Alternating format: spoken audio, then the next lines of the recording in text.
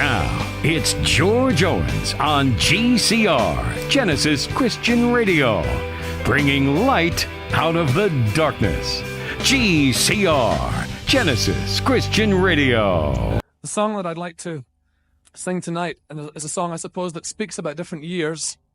It's a song that I've written specially for this evening. I only finished it off in America a couple of weeks ago, and I was thrilled tonight. I didn't know the message was going to be on the cross tonight, but it's lovely how the Lord has a way of working things. And this is a simple song, simply called "The Cross is Still There."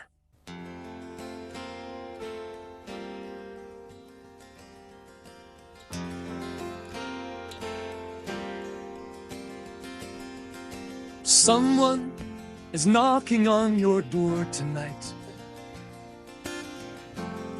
You remember his name. Someone you welcomed once before tonight. Then you turned him away, but his love's still the same, for his cross is still there. Even after all these years, for his cross is still there, calling to you, calling to me, calling to everyone to turn and believe. The Lord's my shepherd, I'll not want. He makes me down to lie in pastures green. He leadeth me the quiet waters by. Somehow you'll work your purpose. Somehow, though we can't see, and Jesus will be our watchword, and out of the earth will come blessing from her. Someday we'll hear the trumpet. Yes, we will. Someday we'll hear the sound, when the strong name of you, Lord Jesus, will be worshipped throughout this land. Know it deep in your heart. A lot of my songs are from the book of Psalms, and this is a psalm of great thankfulness to start with. It's Psalm 116.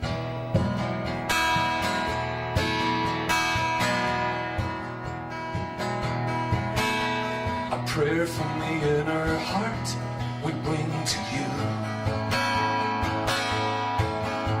for deep unspoken cries are breaking through.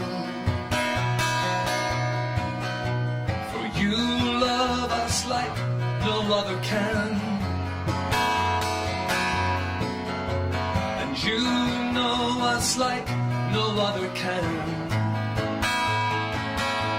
We're asking for calm faith, we're asking for burning love, we're asking for bright hope, and a deep compassion for souls. This is how it's gonna go. A faith story, a faith story that I can tell, that I can tell. Giving God the glory, giving God the glory, and my brother's strength, and my brother's strength. Good. A faith story, a faith story. Return you today, with Jesus only, author of my faith.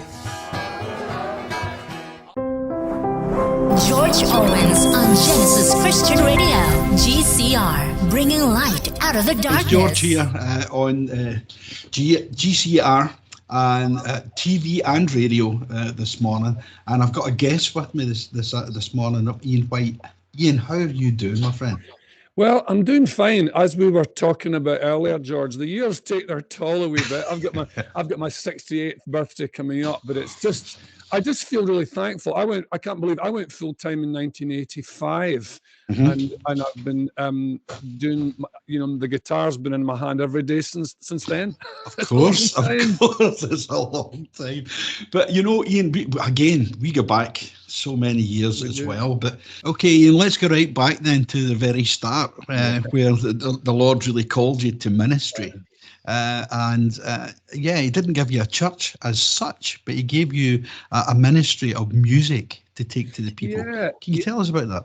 Yeah, I had, I'd been doing music really since I was 15 years old, and I came to Christ at university and then did a wee bit of music. I was out on the road with an evangelist who's an old man, even older than us now, George, Dave Pope. I was out on the road with him, and then got very kind of serious about the church stuff and thought, I'm going to apply to Church of Scotland. I'm going to go back there, and surely the most serious thing to do is to do parish ministry. Surely music wouldn't be.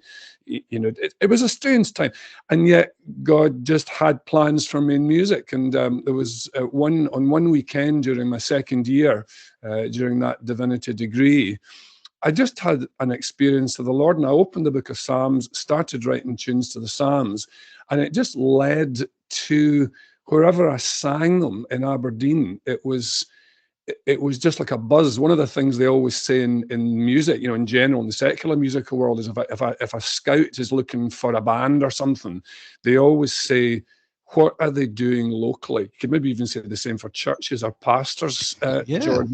You say, it's all very well going on and making a big shout saying, I'm going to do this and this. But you say, well, okay, let's go back. Let's see what he's actually doing. Let's see what this guy's doing locally. If you'd come to Aberdeen in 1983, it was a buzz. I was playing and the halls were packed because there was a kind of local buzz about this is new, this is fresh. By the time I finished my degree at the end of 84, I just was convinced that was what I was to do. And that's what I did. Excellent. And Ian, because of that, and there's been people blessed all over the world because of your influence there in the Psalms. And I can barely pick up my Bible now and read a psalm without actually starting to sing the whole thing. And that's the influence you've had. It's been tremendous. I have that. It's a lovely blessing. I have it even to this day. I have people say that probably most weeks. It's quite a touching thing. Yeah, it's true. You've been involved in your own ministry. I don't know, how many albums have you recorded? Well, it's too many. 20, but 20. But not all of them were big successes. The Psalms to this day still outstrip everything, and it's a strange thing the way that media goes. And we were at the end of. You remember the cassette era, and then we saw the beginning of the CD era, and then we saw the demise of it. We saw the sales go off, just downwards, like off a cliff, with the introduction of Alexas and things. But the strange thing is, George, with so many people of our kind of older generation getting Alexas, my actual number of plays is bigger now. It is. It's over 500,000 this year of streams around the world, and it's amazing how. I get about a sixth of a penny. People know that you get a sixth of a penny every time one plays. As much as that. Yeah. So you don't really, it could never be my full living now. You'd have to be in the millions and millions and millions for it to be a real living, just on Alexa. But to me, the gratifying thing is that they're still out there and they're still being listened to. That's the thing that, as I say, blesses so many people, Ian. And the fact as well is that you're not only known in Scotland. You're known worldwide, and you've led praise and worship all over the world as well over the years, haven't you? Yeah, I mean, it's a strange thing. I mean, it was. I mean, I never. There's a kind of stellar league now. I think again with Move, if you look at the numbers that things like in Christian music around the world, if you look at the numbers like Chris Tomlin, Leland, if you look at the numbers and Hillsong, if you look at the numbers that they generate, for example, on YouTube views, it's into tens of millions now. So that was a realm that I just never knew. You know, it was always very small scale. Yeah. I never ever broke into the sort of big American league. A lot of people over the years have told me it was almost like a wee niche thing. It is bizarre. People have said, you know, there's somebody almost in every country of the world that says, "I don't believe it. I've got an Ian White set in the back." So it's got this wee thing, but numerically it never got really big. And I think all of us, you kind of have to, you accept, you can, you know, worldly ambitions are a kind of seductive thing. And I can remember sort of those, I've seen it in Christian music, you know, where you get seduced by, you know, the size of how big you are, which is actually not very godly. What you should be doing is just wanting to bless people. Amen. And I just now have no, you know, all the stuff that goes on, all the materials on Alexas and stuff, it's there. I can forget about it. I might get £1,000 at the end of the year if I'm lucky. So I'm doing other things. But the most important thing is I once wrote a song saying, you never know how high the trees are going to grow that you plant. And I love the thought that there's maybe some trees that grew out there, George.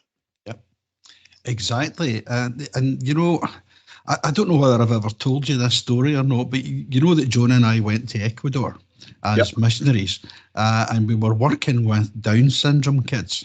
Yep. And I'd worked with adults before. Joan was a nurse all her days anyway, and we're working with these kids. And the team leader actually took us aside one day and she said, "Listen, you guys are in, I think it was 2-3 times in the week in the morning, and the kids are fine, but in the afternoon we're finding them very destructive.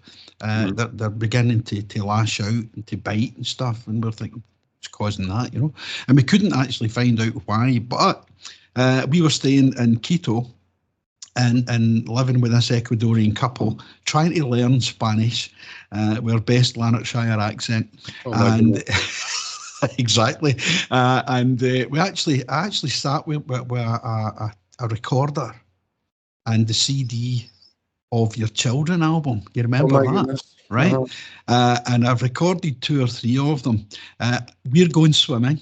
We're going swimming, we're going swimming, diddle-diddle-diddle-diddle. We're going swimming, we're going swimming, diddle-diddle-diddle-diddle. We're going swimming, we're going swimming, diddle-diddle-diddle-diddle. We're going swimming, we're going swimming, diddle-diddle-diddle-diddle. Marching in the front room, right? Silly ones. The silly ones. Oh, it's funny. Yeah, but it was all active ones. There's another one, I can't remember what the third one was, but we put them all together. We went into a room and I put a mirrored ball on the ceiling and projected a light onto it. We brought the kids in and the staff, and we started doing all this activity with Ian White marching in the front room and all this kind of, we're going swimming and all this. Can you imagine that's so touching for me to hear that, George. You know, just so touching. Well, it gets better because the thing is, then we went from that to lowering the lighting, projecting onto the mirrored ball, and actually playing some really lovely praise and worship music. And these kids were so relaxed. Some of them actually fell asleep. Some of the staff fell asleep. And then we just left them to come round on their own. And they found, I wouldn't be surprised, Ian, if they're still using that technique yet in that place. But we were away. We went away. We left Ecuador. We came home as Scottish directors for OMS, and then went back again. I think it was 2 years later. And there was some of those kids, and as soon as they saw us, they went, "Jorge, Joanna!" And swimming. Well, how about that? Well, there's a wee tree that grew a wee bit. Thank you so much. It did, yeah. And as I say, it could well be being used, Ian.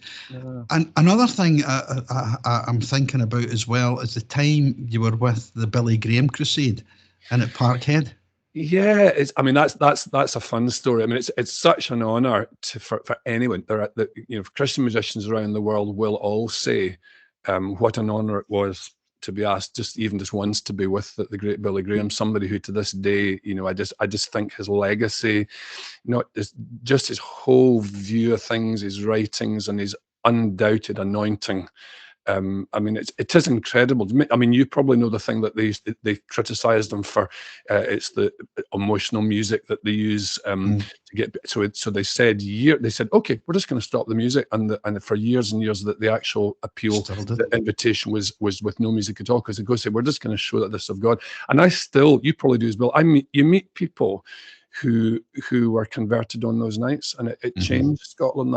So it was a huge honor to be asked. The background was that I got asked. I was at one of the Scottish Spring Harvests. It was in 1991, and I was asked at the thing, would I like to sing with Billy Graham? And I just had one line. I had the line, "The cross is still there." And I was leaving for a tour of American churches. I was on the road for almost a solid month right before the crusade, the festival, the meeting that was going to be in June in Glasgow. And of course, the Billy Graham organization, I have to be very, very theologically right. They weren't prepared for me to sing a brand new song unless they checked it out. But I hadn't written it, so I'm writing it away. I remember writing it away on that tour. And then what I had to do, I had to record a cassette of it. And I remember I recorded it in, I mean, these are just nice they're nice souvenir memories of people that are long. Some people remember the name John Wimber. John Wimber was very good to me. And one of the things, I was visiting his church in California. And I was in his church, I remember that, and asked if I could borrow a cassette recorder. I borrowed a cassette recorder. I recorded the first draft of "The Cross Is Still There" at John Wimber's. We sent it to Chicago. No mobile phones or computers, and they phoned. The one contact number they had was my wife back home. So my wife in Perth gets the phone call from the Billy Graham office, saying the song's okay, you can do it. So that was it. And I came home, and it was got the chance to sing in front of 37,000 people. But it's the honor, I think, George. I mean, that's just like a nice reminisce. And I've sung the song, as you know, I've probably sung the song countless times since. Oh yeah. But there's a wee reminisce for your listeners. It sure is. Here's another one for me, actually, because I remember going way back when the Lord spoke to Joan and I to take the music to the youngsters, and from that was born the Gospel Roadshow.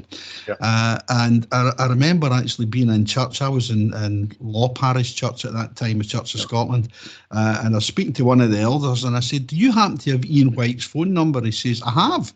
He says, "But you'll never get him. You'll never get him." He says, "The phone rings out.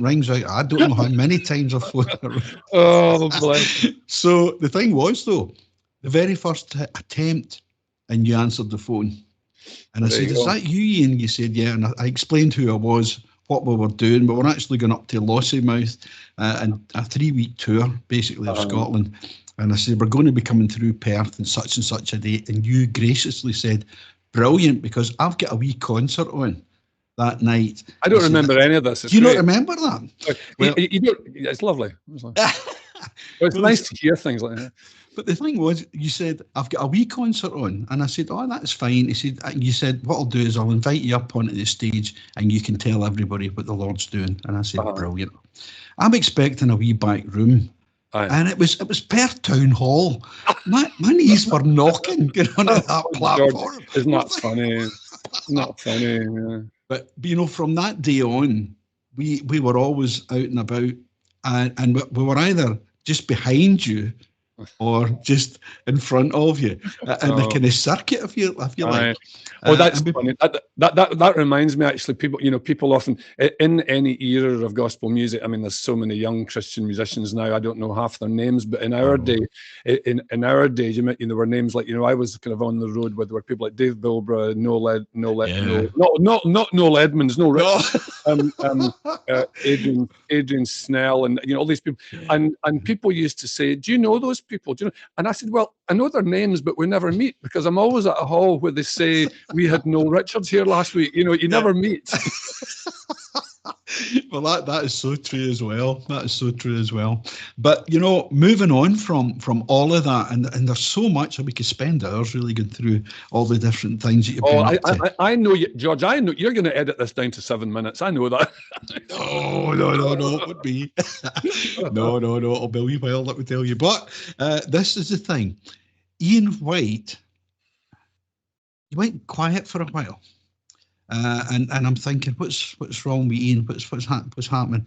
And we were kind of asking round about, and then we discovered that you had another project on the go called the Inspiration Orchestra. Could you tell us about that, please?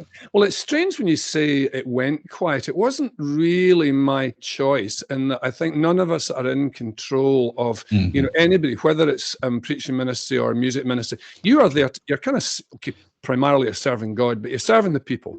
You're a servant of. I will make the music. If you're only allowed to be full time, if it's nothing sort of artificial about it, you're not propped up.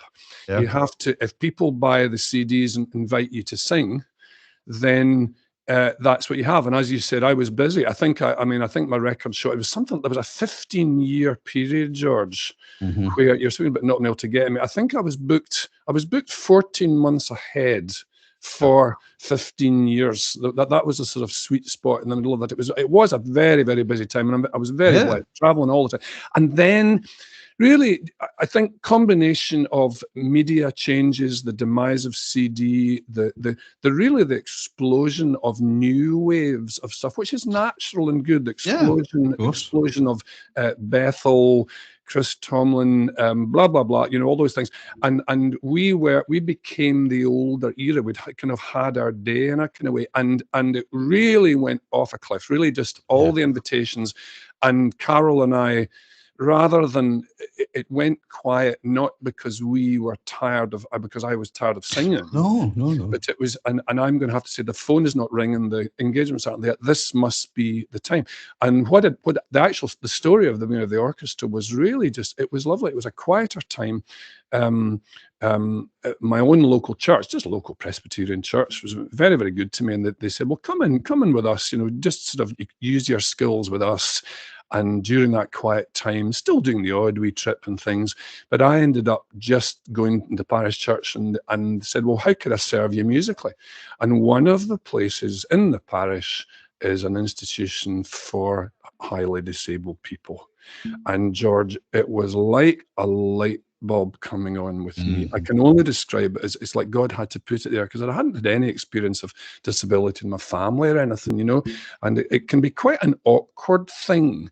And people to this day, I've found over this, people can be quite, if somebody's in a wheelchair shaking about and can't speak, how do you react to it? Yeah, that's right. So it was a kind of light bulb thing. This is 10 years ago now, of sitting with a girl who's 54 now.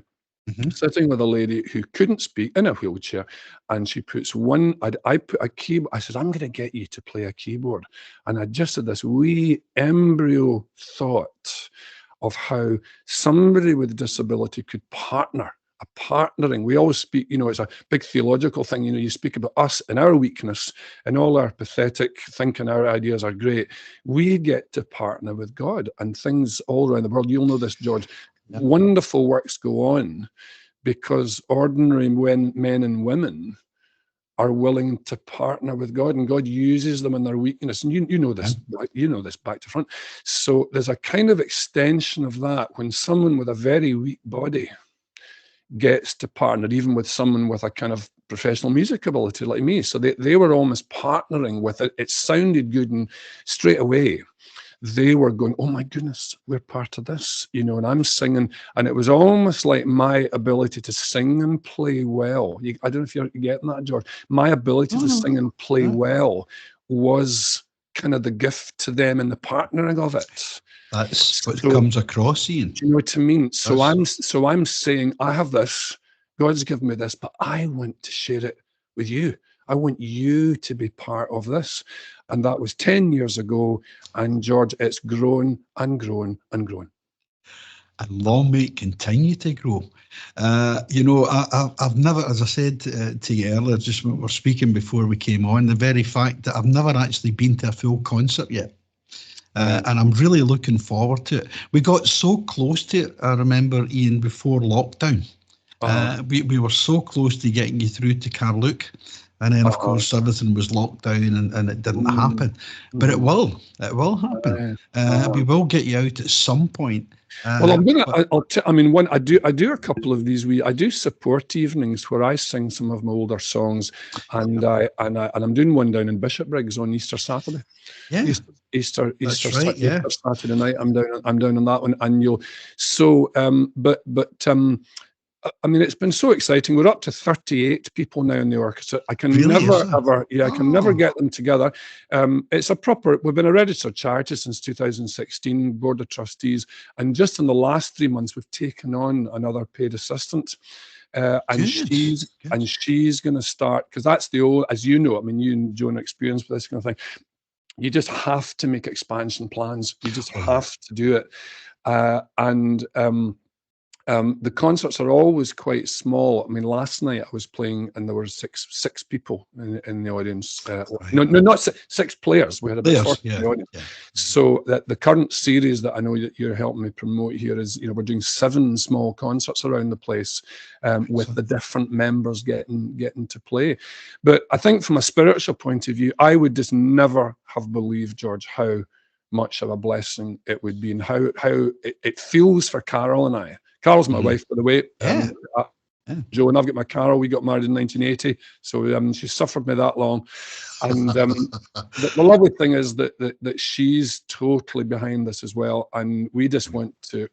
I can honestly say that we you know this feeling. I just want to do this till I drop, George. I can understand that fully. You know, there is such, again, so much I can understand there. There is such a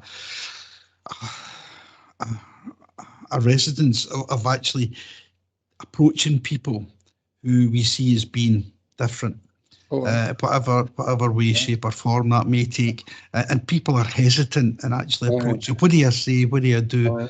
And listen, they're just people the same as us. You have to, and I mean, we are, our generation's old. We're old enough to remember.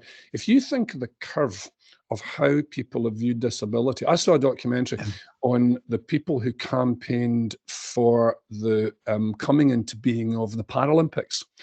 And you would not, well, maybe you would believe, but I could not believe the resistance they met when they tried to say, imagine if people who wanted to do athletics but were disabled, if they wanted to be out in public, and the resistance they got, they said, hide them away. We don't want, they'll make a fool of them putting them out in public. There was a view of it. Even when you and I were wee boys, there was a view of, like, I can remember my mum saying, that's a Mongol kid. And I'm walking through air. And she's holding my hand tightly and she's saying, that's a wee Mongol. And the feeling of kind of like almost, you know, that feeling of, remember the films, the word, which is such a shame, you know, the word asylum. The word is a place of refuge, but you remember the whole Hollywood thing of terrifying us with the wind and it's the asylum, you know, like this kind of horrible thing where people get locked away when, you know, and this whole, and if you think of where we've come to, you think of media now of how we have moved to, there are disabled people in politics, entertainment. We see them in comedy and music, and you know, with all the ills and all the things that older people can moan about, I think the thing that a great thing that a younger generation is better at is this acceptance of, so in a kind of way, we're kind of over time now, George. Do you know what I mean by that? Yeah, definitely. Now, you said you started off just with a wee keyboard. Aye. How many instruments now and players do you have? Well, it's And it can vary, I 38. know. It's 38, and I think, I mean, God, God uses all the different skills we had, and I was always a bit of a, my dad was an engineer. I grew up with bits of wood and bits of metal, made model airplanes, rebuilt an old motorbike when I was 15. I'm a good, I'm nothing, never have it, in a garage with the tools. I love all that. So how that comes in with the Inspiration Orchestra work is that I don't have to I can do most of the adaptation myself of instruments. So I kind of like to have a never say die, never say no attitude, no matter who comes to me. And we never ever go looking. We do things like this. People will hear of this on the radio, and maybe I'll get a call. Who knows? Maybe I'll get a call as a result of this. Someone will say, this happens all the time. It's how we've gone from 1 to 38. Somebody calls me or emails me and they say, I've got a daughter and she's 12 years old, but she's probably so disabled you're never going to be able to do anything with her. So I'll go, let me come round. So for example, I get one girl at the moment, and the only muscle she has that she can work is her neck. Everything else, she can smile, and so I worked out a sensor built into a special jack and a keyboard, so that one sensor strapped to her cheek, and using the function of modulating, transposing the note, you can always have that lovely wee note. Imagine a wee pizzicato string going ping, ping, ping, and you put it to the exact right note. And this girl, you should see her face light up. She joins in with that one note. So right now I can say we've got violin, we've got electric guitar, acoustic guitar, we've got drums, and we've got keyboard. But that's only because that's what's been practical. I just want to say, I will never say no. Come to me and I'll somehow, it's very much like a parallel, George. Remember, like at school, not everybody wants to be in the school band. Yeah. Most people just want to listen to music, but in any society, just like, for example, not everyone wants to do athletics, but some do. So imagine that is reflected in the disabled community. So I see the role of something like the Inspiration Orchestra as being in music in the same kind of way that, like, Paralympics is there for people that want to perform. The Inspiration Orchestra is there for disabled people who don't just want to sit and listen to music. They want to actually do it. Yeah. And it's not going to be everybody. So it's like the school band. Remember, the school band would meet on a Friday lunchtime or something. Not everybody was in it. So that's how the Inspiration Orchestra is. And it's my role to help these people fulfill their dreams. Exactly. And just as we're talking here, I'm thinking as well of many years ago when we were in another church, and we actually started a church for people with learning difficulties. And it was on a Saturday night once a month. And it grew and grew and grew, and that these lovely friends of ours came with their family or their carers or whoever. I didn't know this. This is wonderful. It's great. This is so nice for me hearing this. Lovely. There is an organisation, Ian, and I can't remember exactly what it is, but I'll get the information to you. I mean, it's nationwide. Great Britain wide, and it was set up especially for people with learning difficulties, and it's church that they can understand. So they sit and well, everybody came in, and of course, you know the situation, everybody's shy and everything anyway. But we started doing some kind of action songs and stuff. I don't think we did We're Marching on the Front Room. Well, we might have done, I don't know. But we gave them the opportunity. Within a couple of months, we had acquired a whole load of tambourines and shakers and guitars and all that. They were actually coming in and taking something for themselves, and they became the praise band. Oh my goodness! And they were loving it. You're way ahead of me, George. I'm so impressed. I'll send you all the details, because then what we would do, we would go to sort of colouring in of whatever the scripture was for that evening. And then with the more able ones, we were able to dress them up and they could act out a portion of scripture. And they just loved it. Loved it. I remember I think what you have to, I think because of the traveling is always going to be difficult. So It is. I think we're very, very aware here in Perthshire that there are a myriad of different organisations for people with disabilities within church and out church, and we will almost certainly always remain small because of travel. Like we can, Of course, I can only travel to concerts. I don't like taking them further than 30 minutes. So I think there's a kind of realization that that we might never. The intention is not to grow big, but what you're pointing at, which I think is a lovely thing. It hasn't happened yet. It doesn't need to happen, but I think a mutual, sharing knowledge and sharing things with different organisations. A lot of the time, you get so busy and so involved in your own thing that's the best use of your time. Yeah, of course. But you. I will take any encouragement I can get if you want to send me stuff. I certainly will, Ian, and understand, and I realise the fact of the travel. But what might actually happen, and this is what I'm praying will happen, that when this goes out and people actually start to learn more and more about the work that's going on, that they will travel and come to see you guys more and more. There's a again, you work through these things. There's a the standard is never ever going to be that high. Because of people's people who come to the concerts are always amazed at the level we do achieve. And as I said, you've probably seen some of the videos. In fact, I've just put one. Have a look at the one I've put up on my Facebook this morning. The wee video on my Facebook, Ian White. If anybody wants to look at it, I've put a wee video on my Ian White Facebook of what it's like. In fact, a lovely wee thing happened. It was the night before last night, so it was Tuesday night. How about this for creativity? I've got a bass player who's 72. He was a guy who was struck down with ME very badly. He was a soldier, and then he was in the post office, and then but he came to, and he plays very simple bass notes. His mind's a bit fuggy with the ME thing, which can do that too. But he came to me last month and said, "I've written some lyrics." And can you believe this? We have co-written 2 songs, and the video that went up on Facebook yesterday is a video of the first 2 homegrown songs of the orchestra. Now, wouldn't that what's in my mind and Bob's mind right now, and I've got another girl even thinking of writing poetry, I wouldn't be surprised if 2 years down the track, not only are the orchestra playing, but we're actually doing all our own material. How would that be?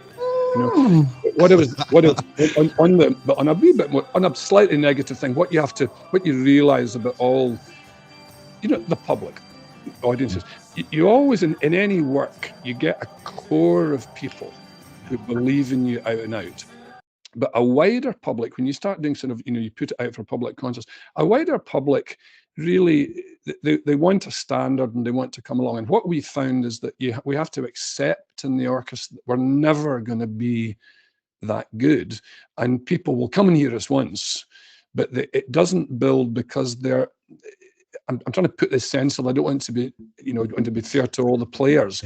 It's never, I have no aspirations for us playing to 1,000 people because we're never going to be very good. It's always, you always have to say, this is great for what it is. Now that's me. Of course. That's me speaking with the most love I can muster because I love them all to bits. But I don't want to pressure them in pretending we're something we're not. Does that make sense? It does make sense, Ian. Yeah, and I appreciate exactly what you're saying there. But there's the other side of the coin as well, where the people themselves who are participating are getting so much out of it that where a society would actually look and say, what can they add? And they're getting so much. And I think when an audience can actually see that and recognise that in the orchestra, that makes it so much larger than it ever can be. The reason I say that, I remember working with deaf-blind teenagers in Glasgow, and we took them down to a Christian outdoor centre, and we had them canoeing, we had them abseiling, we had them climbing up walls and up mountains and all this kind of, and we took them home back to the centre, and their parents were coming in, and they were what? Really? Yeah, but were they enjoying it? They were loving it. They were absolutely loving it. And the staff that was with us and the staff at the Christian Centre were just giving it, man, look at the enjoyment these guys are having. Understood. And that becomes so... Understood. George, what you and John have done, this interview's been an education for me. You should have I hope you have your own very big fan club. It's fantastic. Behave yourself. Ian, a couple of things before we finish up. Could you give us a list of the dates of the Inspiration Orchestra, where they're going to be, and we'll get that included as well. Fantastic. Okay. Yes, I do encourage people, go and visit theinspirationorchestra.com, get to the events page. So the next one coming up is on Friday in the afternoon, this Friday afternoon, the 8th, 2 o'clock, we're in Upper Springland Institute on Isla Road in Perth. And then on Tuesday, the 12th, we're in Carnoustie Panbride Church in Carnoustie. Then on the Thursday, the 14th, we're in Comrie Parish Church, way out west.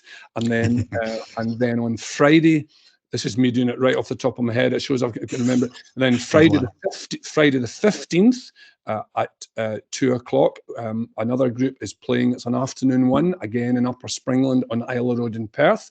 And then moving on from that, we've got the 30th of March down in Bishop Briggs, the Free Church on Saturday night. And then on Sunday night, the Easter Sunday night, over in Broughty Ferry, we're doing the praise service. It's quite nice. We're actually doing We Are the Praise Band. Oh, hallelujah. At Brook Church, Broughty Ferry, on Brook Street at 6:30 on Sunday night. That will be wonderful. And then later on, the last one, you can see how many we've got.